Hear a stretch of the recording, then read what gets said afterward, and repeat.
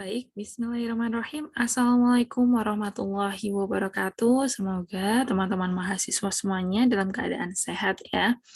Di video kali ini kita akan membahas terkait dengan perkembangan fisik dan motorik dalam konteks studi kasus. Setelah kita mengetahui bahwa studi kasus ini merupakan salah satu bentuk penyelidikan yang mendalam gitu ya. Jadi perkembangan-perkembangan individu pun sangat penting untuk dipahami. Salah satunya adalah perkembangan fisik dan motorik. Nantinya kita pun juga akan membahas terkait dengan perkembangan sosioemosional, kemudian juga perkembangan moral, sekaligus perkembangan kognitif dari individu. Di sini kita akan mulai dengan melihat bagaimana perkembangan fisik dan motorik dari bayi usia 0 sampai 2 minggu. Jadi, bayi itu sendiri, mereka ternyata sudah menunjukkan perkembangan fisik yang unik gitu ketika mereka lahir. Nah, pada masa ini tuh biasanya terjadi penurunan berat badan yang cukup signifikan. Kenapa? Karena tentu saja ada penyesuaian yang diperlukan oleh si bayi itu sendiri. Karena lingkungan yang ada sebelumnya, yaitu di dalam rahim, tentu saja berbeda dengan lingkungan luar atau lingkungan baru. Nah, penyesuaian diri ini biasanya mencakup gitu ya, perubahan suhu, kemudian tendensi untuk menghisap dan menelan sekaligus bernafas dan juga pembuangan kotoran. Jadi terdapat perbedaan yang cukup drastis ya dari apa yang terjadi dalam rahim dan kemudian ketika mereka sudah lahir. Nah, perkembangan fisik ini juga ditandai dengan adanya rambut-rambut halus di kepala dan juga punggung. Tetapi kalau yang di punggung biasanya akan segera menghilang. Selanjutnya, proporsi ya, mungkin yang kita lihat proporsi antara kepala dengan panjang tubuh itu ketika masa bayi itu masih 1:4. Dan ketika dewasa kita bisa lihat 1:7. Jadi perbedaannya sebenarnya cukup signifikan ya. Dan itu sangat, logis karena memang masa bayi masih dalam masa pertumbuhan juga. Nah, selanjutnya kita akan lihat bagaimana perkembangan motoriknya usia 0 sampai 2 minggu. Ternyata memang sudah mulai muncul gerakan-gerakan menyeluruh dan tentu saja semakin hari semakin banyak gerakan yang dilakukan oleh bayi itu sendiri. Karena menunjukkan bahwa, telah adanya pertumbuhan ya dalam, perkembangan dan, mmm, penyesuaian yang dilakukan oleh bayi itu sendiri. Nah, gerakan terbesar biasanya terjadi pada pagi hari setelah tidur yang relatif lama, sedangkan paling sedikit di siang hari, mungkin karena lelah ya, karena dimandikan misalnya, atau karena dikenakan pakaian, atau karena digendong terlalu lama, dan lain sebagainya. Nah, selain gerakan menyeluruh, juga ada gerakan khusus. Nah, gerakan khusus ini biasanya meliputi gerakan-gerakan refleks yang terjadi biasanya karena ada stimulus atau ada rangsangan tertentu. Misalnya seorang bayi kaget nih, makanya dia akan memberikan gerakan refleks, misalnya gerakan tubuh yang terjadi secara tiba-tiba. Nah, selain kita mempelajari tadi ya, bayi usia 0 sampai 2 minggu, sekarang kita akan lihat lebih lanjut tentang ciri-ciri fisik bayi usia 2 minggu sampai 2 tahun. Nah, selama 6 bulan pertama, pertumbuhan terus terjadi dengan sangat pesat. Kemudian mulai menurun dan tahun kedua tingkat pertumbuhannya, cepat menurunnya ya. Karena mungkin kita bisa lihat bahwa teman-teman yang jeli gitu dengan adiknya atau ponakannya, ketika usianya masih baru aja lahir sampai usia 1 tahun, terlihat sekali perbedaan dan pertumbuhan yang sangat cepat. Misalnya dari dia, miring dulu, kemudian latihan duduk, kemudian duduk, dia mulai, mmm, lancar dalam merangkak, kemudian merangkak latihan berdiri, kemudian dia berjalan. Artinya kita melihat perubahan yang sangat cepat gitu ya, dalam jangka waktu 1 tahun misalnya dia sudah bisa akhirnya berjalan walaupun belum lancar. Nah, selama tahun pertama ini peningkatan berat badan tubuh lebih besar daripada peningkatan tingginya. Jadi cenderung lebih, gemuk ya mungkin daripada tinggi. Sedangkan pada tahun kedua menjadi sebaliknya, artinya pertumbuhan tingginya cukup signifikan dibandingkan dengan pertumbuhan berat badannya, karena mungkin juga sudah mulai aktif ya, berjalan ke sana, ke sini, dan lain sebagainya. Proporsi tubuh, pertumbuhan kepala berkurang, sedangkan pertumbuhan badan dan tungkai meningkat, sehingga bayi ini berangsur-angsur menjadi kurang berat di atas dan pada masa akhir bayi tampak lebih ramping dan tidak gempal. Ini tadi yang saya maksudkan ya, artinya aktivitas fisik yang cukup banyak untuk anak-anak, apalagi yang sudah bisa berjalan, itu pasti sangat tinggi. Akhirnya apa? Efeknya adalah mereka cenderung terlihat lebih ramping dan tidak segempal atau segemuk sebelumnya misalnya. Selanjutnya di tahun kedua, ketika proporsi tubuh berubah, bayi ini mulai memperlihatkan kecenderungan bangun tubuh yang khas, seperti ektomorfik, mesomorfik, dan endomorfik. Jadi memang punya ciri khas tersendiri setiap individu ya. Artinya itu juga dipengaruhi oleh orang tuanya. Seperti apa biasanya ciri khas tubuh untuk orang tuanya, biasanya itu bisa menurun ke anaknya. Nah, selanjutnya terkait dengan motorik bayi usia 2 minggu sampai 2 tahun, kita bisa lihat bahwa gerak refleks seperti tersenyum itu muncul pada minggu pertama gitu ya. Sedangkan senyum yang sosial itu artinya senyum yang merupakan respon dari stimulus senyum yang diberikan orang lain. Nah, ini mulai antara bulan ketiga dan keempat. Artinya anak ketika diajak senyum gitu, dia sudah bisa tersenyum. Biasanya kalau ada orang yang datang gitu ya menjenguk bayi, biasanya mereka sering apa ya, memberikan senyuman atau mereka apa ya, bisa dibilang mencoba untuk menghibur bayi, dan biasanya ketika itu tersenyum itu sudah merupakan bagian dari senyum sosial ketika usianya sudah masuk ke 3-4 bulan. Nah, pada posisi tengkurap nih, bayi dapat menahan kepalanya secara tegak dan dalam usia 1 bulan. Nah, dalam posisi terlentang pada usia 5 bulan dan dalam posisi duduk pada usia 4-6 bulan. Jadi memang perubahannya sudah berbeda jauh ya dengan bayi usia 0-2 yang mungkin mereka cenderung lebih banyak untuk tidur terlentang ataupun tidur ya, karena memang masih dalam masa penyesuaian. Pada usia 2 bulan, bayi dapat berguling dari samping ke belakang. Pada 4 bulan, dari tengkurap ke samping. Kemudian pada usia 6 bulan dapat berguling sepenuhnya. Jadi memang terlihat sekali perubahan secara motorik yang luar biasa di bulan-bulan awal gitu ya. Nah, kalau kita berlanjut gitu ya, tadi kan udah sampai bulan ke-2 dan 3, tadi sudah sedikit dibahas. Kemudian kita lanjut akan melihat pada usia 4 bulan, bayi ini dapat ditarik ke posisi duduk. Usia 5 bulan dapat duduk dengan bantuan, 7 bulan dapat duduk tanpa bantuan sebentar, dan duduk tanpa bantuan selama 10 menit atau lebih pada usia 9 bulan. Teman-teman, ini adalah sebuah parameter umum saja, tapi tidak berarti bahwa ketika ada bayi yang belum bisa duduk gitu ya, di usia 9 bulan selama 10 menit, akhirnya dia dianggap mengalami kelainan. Tidak semudah itu untuk menentukan apakah itu mengalami kelainan atau tidak. Tentu saja kita perlu mengkonsultasikannya kepada ahli, misalnya ke dokter ataupun ke psikolog perkembangan mungkin ya. Nah, selanjutnya gerakan ibu jari menjauhi jari lainnya dalam usaha menggenggam itu muncul di usia 3-4 bulan. Dan dalam usaha mengambil benda antara 8-10 bulan. Jadi anak sudah mulai belajar untuk caranya mengambil suatu benda. Nah, pada akhir minggu kedua, bayi dapat memindahkan tubuhnya dengan cara menendang.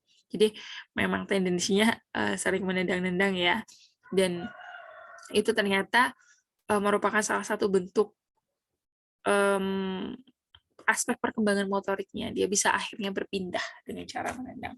Pada usia 6 bulan dapat bergerak dalam posisi duduk, kemudian bayi bisa merangkak, biasanya usia 8-10 bulan, menarik diri sendiri ke posisi duduk, usia 10 bulanan, kemudian berdiri dengan bantuan, usia 11 bulan, dan berdiri tanpa bantuan pada usia 1 tahun, dan berjalan tanpa bantuan 13-14. Nah, di sini sebenarnya perlu hati-hati begitu ya, bahwa ini bukan suatu patokan yang wajib. Antara satu individu dengan yang lain itu berbeda. Dan misalnya ada anak yang baru bisa berjalan lancar usia 15 bulan misalnya, itu bukan berarti bahwa dia mengalami sesuatu hal yang buruk gitu. Karena kita lagi-lagi tidak bisa menyimpulkan apa yang terjadi gitu ya, dari setiap bayi itu berbeda. Jadi sangat disarankan untuk tidak membandingkan, tapi memang melihat perkembangan yang unik dari setiap individu atau bayi itu sendiri. Nah, kita akan berlanjut ke pembahasan terkait dengan fisik kanak-kanak awal usia 2-6 tahun. Nah, kalau dilihat dari tinggi badan, pertumbuhan masa kanak-kanak awal ini tidak terjadi sepesat pada masa bayi ya, karena masa bayi ini mungkin bisa dibilang adalah fase yang paling cepat perkembangannya gitu. Pada masa kanak-kanak awal, rata-rata anak bertambah tingginya sekitar 6,25 cm setiap tahun dan bertambah berat badannya 2,5 sampai 3,5 kg setiap tahunnya. Jadi tidak terlalu besar gitu ya perubahannya. Dilihat dari segi atau dari berat badan itu, pada usia 6 tahun berat badan harus kurang lebih mencapai 7 kali berat badan pada waktu lahir. Jadi tentu saja harus ada perubahan yang signifikan ya ketika anak-anak itu memasuki usia 6 tahun begitu. Karena ketika itu tidak terjadi, maka perlu ada konsultasi dengan ahli tadi. Karena kita juga tentunya tidak ingin ya bahwa anak-anak kita misalnya atau adik-adik kita itu mengalami hambatan dalam pertumbuhan. Nah, selanjutnya terkait dengan bentuk tubuh, tadi sudah sempat dibahas sebelumnya bahwa postur anak pada ada 3 jenis gitu ya, ada mesomorfik dan relatif kurus atau kemudian harus yang berotot agar terlihat bugar dan lain sebagainya. Yang penting adalah kesehatan dari anak-anak itu sendiri yang perlu diperhatikan. Misalnya relatif kurus bukan berarti kurus sekali, relatif gemuk bukan berarti gemuk sekali, tapi masih dalam kadar yang sehat begitu atau dalam kriteria berat badan dan tinggi badan yang ideal. Dalam hal motorik, kanak-kanak awal ini bisa kita lihat dari nomor 1, awal masa kanak-kanak merupakan masa yang paling baik untuk mempelajari keterampilan tertentu. Biasanya kalau anak-anak sudah mulai masuk ke prasekolah, mereka akan dikenalkan berbagai kegiatan yang memang melibatkan aktivitas fisik, yang itu digunakan untuk melatih motorik mereka agar semakin baik.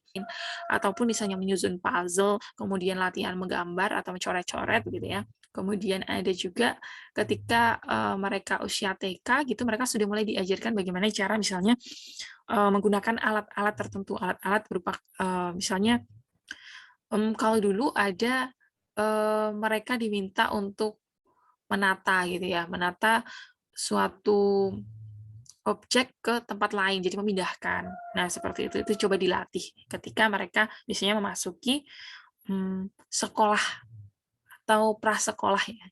Nah, selanjutnya yang nomor 2, keterampilan dalam aktivitas makan dan berpakaian sendiri. Kemajuan terbesar, keterampilan berpakaian antara usia 1,5 sampai 3 tahun. Jadi memang anak sudah mulai mau nih memakai atau menggunakan pakaiannya sendiri. Biasanya juga berlatih untuk makan sendiri juga. Dan keterampilan yang memang diharapkan bisa dimiliki adalah untuk menggunakan bajunya sendiri. Jadi mulai belajar untuk mandiri.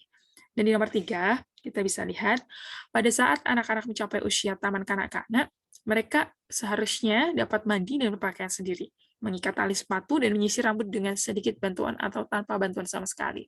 Jadi kalau sudah masuk masa kanak-kanak atau taman kanak-kanak, anak-anak biasanya cenderung mereka sudah jauh lebih mandiri begitu ya. Mereka bisa mandi sendiri, menggunakan pakaian sendiri, mungkin mengikat sepatu, dan juga menyisir rambut. Nah, ini sudah terlihat sekali ya perkembangan secara motorik yang luar biasa. Kemudian kita bisa lihat di nomor 4, antara usia 5 sampai 6 tahun, sebagian besar anak-anak sudah pandai melempar dan menangkap bola, biasanya mulai suka mainan gitu ya. Lempar tangkap bola, kemudian mereka dapat menggunakan gunting, dapat membentuk tanah liat, kemudian bermain permainan-permainan dalam kehidupan sehari-hari, misalnya masak, membuat kue, menjahit, mewarnai, atau misalnya membuat Lego, kemudian membuat konstruksi, bermain krayon, kemudian menyusun apa ya, konstruksi tertentu, biasanya ada permainan-permainan seperti itu, bermain mobil-mobilan, dan banyak lagi. Kemudian yang nomor 5 ini, antara usia 3-4, anak itu dapat mempelajari sepeda roda 3 dan berenang. 5-6, anak belajar melompat, berlari cepat, dan mereka sudah dapat memanjat. Jadi memang perkembangannya sangat signifikan dari segi motoriknya ya untuk kanak-kanak awal, dan mereka juga sangat aktif dan antusias biasanya dengan kegiatan-kegiatan luar rumah khususnya. Nah, fisik di kanak-kanak akhir sekarang, kita akan mencoba melihat apakah ada perbedaan usia kanak-kanak awal dan kanak-kanak akhir.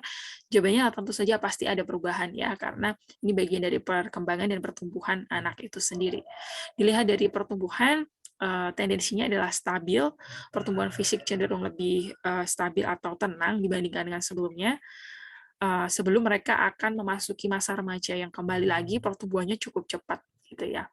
Dan ukuran tubuh anak menjadi lebih tinggi, lebih berat, lebih kuat, serta mereka belajar atau sudah belajar berbagai keterampilan-keterampilan motorik begitu ya.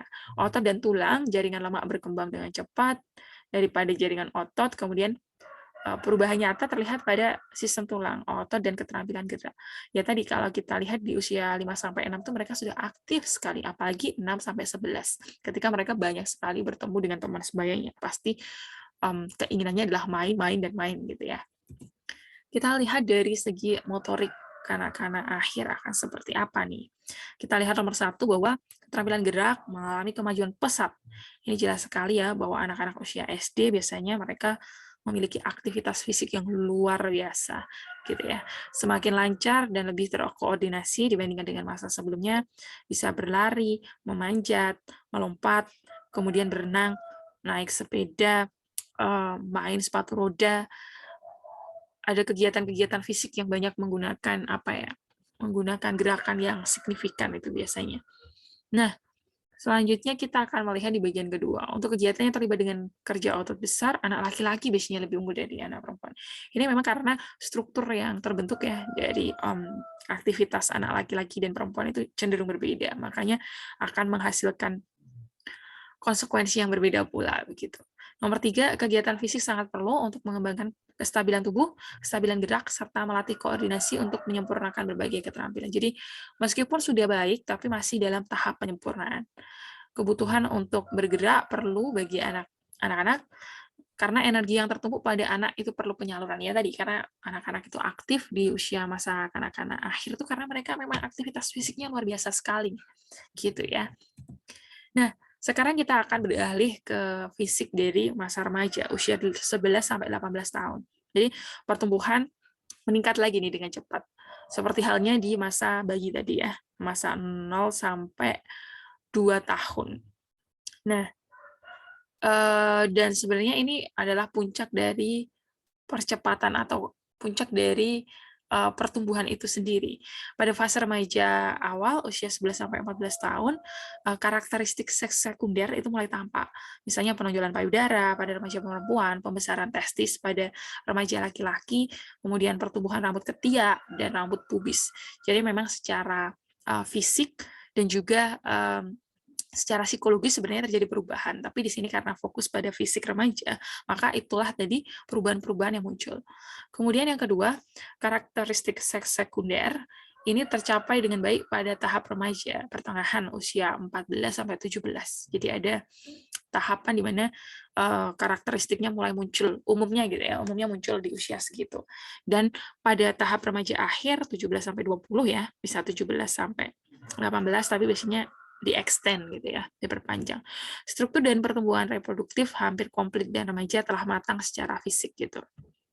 Nah, kalau dilihat dari segi motorik, remaja tentu saja sudah memiliki kecakapan yang setara dengan orang dewasa.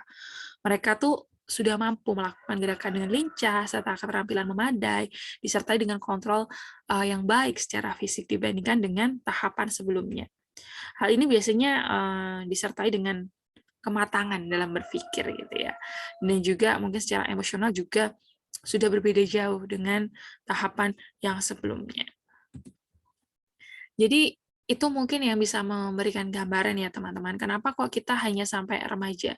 Karena bimbingan dan konseling khususnya yang ada di sini yang kita fokuskan adalah untuk bimbingan dan konseling di sekolah.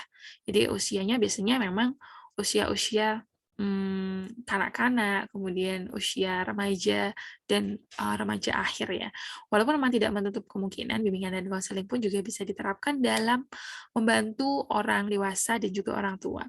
Tapi ini hanya gambaran awal, tentu saja eksplorasi lebih lanjut perlu teman-teman lakukan untuk melihat bagaimana perkembangan fisik dan motorik untuk masa dewasa dan juga lansia. Teman-teman bisa pelajari secara mandiri, dan di sini yang perlu ditekankan dalam perkuliahan studi kasus ini adalah untuk melihat bahwa kadang perbedaan perkembangan secara fisik dan motorik ini tidak kemudian menjadi faktor tunggal untuk menyatakan bahwa misalnya seseorang ini punya masalah nih. Karena yang perlu dilihat adalah keseluruhan ya dari apa yang dimiliki individu gitu. Jadi masing-masing tahap perkembangan memiliki ciri-ciri masing-masing juga. Ada yang perkembangan dan pertumbuhannya sangat cepat, ada juga yang cukup lambat. Istilah tentang penyimpangan pola pertumbuhan dan perkembangan bukanlah hal yang baru gitu ya. Fokus yang perlu diberikan adalah bagaimana cara untuk membantu anak mencapai perkembangan maksimal, bukan memberikan label pada si anak itu tentang abnormal atau pertumbuhan yang lambat. Jadi inti yang mau ditekankan di sini lebih kepada bagaimana ketika ada hambatan-hambatan atau perbedaan yang cukup signifikan dari perkembangan fisik dan motorik dari seseorang. Apa yang perlu dilakukan? Yang perlu dilakukan adalah justru mencari cara bagaimana membantunya agar bisa maksimal, bukan memberikan judgement atau label bahwa, wah kamu ini berarti lambat nih pertumbuhannya, wah kamu berarti abnormal, dan lain sebagainya. Karena itu tidak produktif ya, artinya tidak cukup membantu. Itu saja yang bisa saya sampaikan, semoga bisa menjadikan gambaran untuk teman-teman semua, untuk lebih mendalami tentang mata kuliah studi kasus ini sendiri. Dan juga bisa melihat ciri-ciri yang ada di sekitar kalian sebagai bahan untuk belajar dan pertimbangan ketika nantinya memang harus membuat studi kasus tentang topik tertentu.